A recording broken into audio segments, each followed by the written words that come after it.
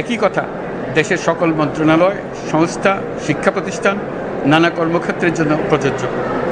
সর্বত্র অপরাধীর বিচার হবে। আজ প্রত্যেকটি প্রতিষ্ঠান ও তার সদস্যরা নিজ নিজ কর্তব্য পালন করার মাধ্যমে দ্বিতীয় স্বাধীনতাকে উপভোগ করবেন, দেশকে গৌরবের শীর্ষে নিয়ে যাবেন এবং দেশবাসীকে এবং জগৎবাসীকে উপভোগ করার সুযোগ করে দেবেন। আমি জাতির পক্ষ থেকে প্রত্যেকে নির্ভয়ে আনন্দ চিত্তে নিজ নিজ কর্মস্থলে নিজ নিজ সামর্থ্য নিয়ে এগিয়ে আসতে অনুরোধ করছি।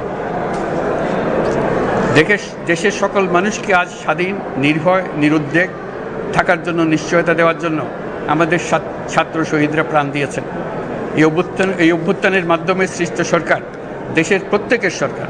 এখানে থাকবে সকলের আকাঙ্ক্ষা পূরণের অধিকার। অরাজকতার বিষবাষ্প এখন যেই ছড়াবে, বিজয়ী ছাত্র জনতা সহ মুক্ত মানুষের আইনশৃঙ্খলা বাহিনীর পূর্ণ শক্তি তাকে ব্যর্থ করে দেবে।